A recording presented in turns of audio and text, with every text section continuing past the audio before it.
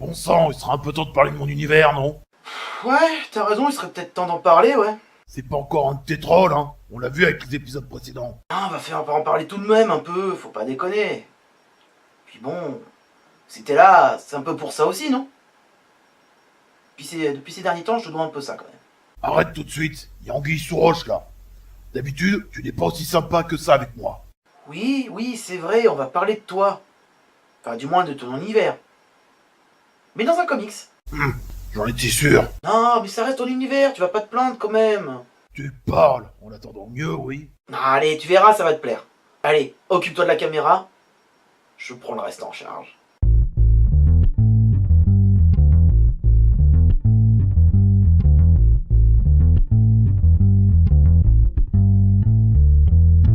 Bonjour et bienvenue dans ce Geek Librairie numéro 9. Et bref, tu l'auras compris, aujourd'hui on va parler de...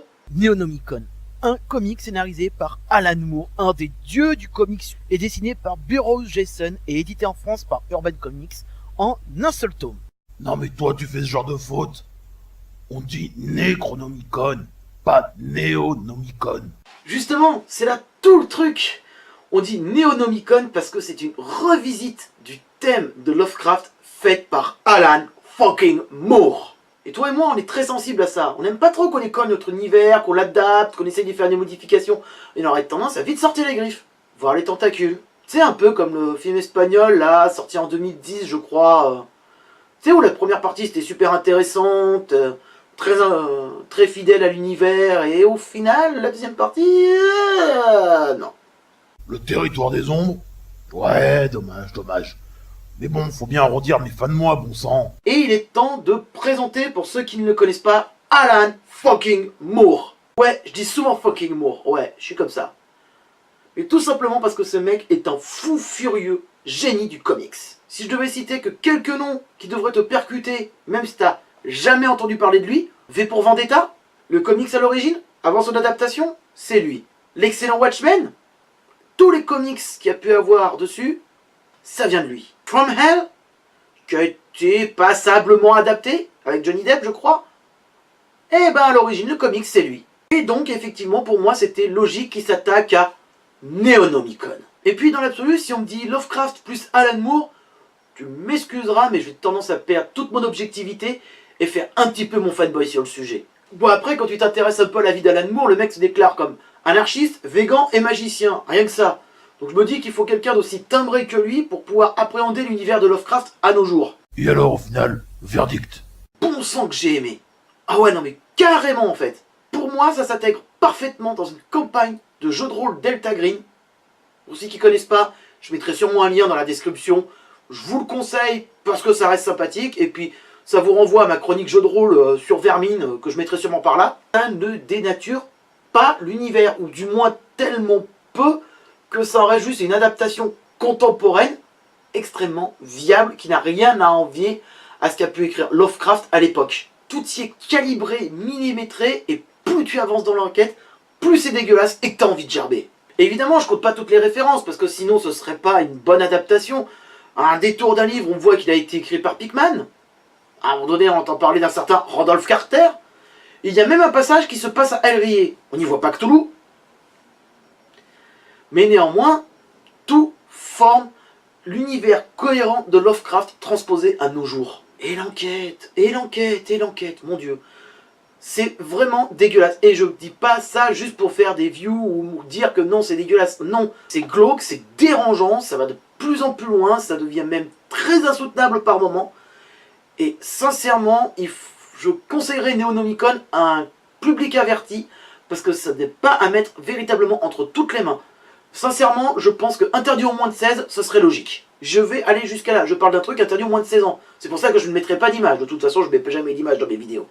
Je crois. Et maintenant, à tous ceux qui ont pensé que ça détruisait l'œuvre de Lovecraft, que ça le dénaturait, que ça machin, je vais vous remettre en lumière un petit point sur Lovecraft qui est assez important. Quand on relit ou qu'on découvre sa biographie sur Lovecraft, pour lui, le sexe a toujours été quelque chose de sale, d'ignoble, de pervers. Et au final, Alan Moore a très bien retranscrit la chose dès en Neonomicon.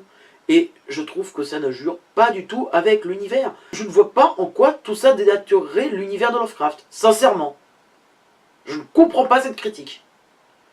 Donc si vous la comprenez et que vous avez un avis là-dessus, n'hésitez pas à aller dans les commentaires, j'essaierai de répondre au mieux. Et la fin nous file une bonne petite claque derrière les oreilles à la Gibbs, comme on a l'habitude de les prendre dans ce genre de cas. C'est un petit peu moins Lovecraftien je pense, mais c'est un petit peu ce que Lovecraft ne montre pas quand il écrit, c'est toute cette période de transition avant l'accouchement, la révélation finale de pourquoi ça en est là, ce que ça implique. Moi j'ai trouvé ça très bon comme fin.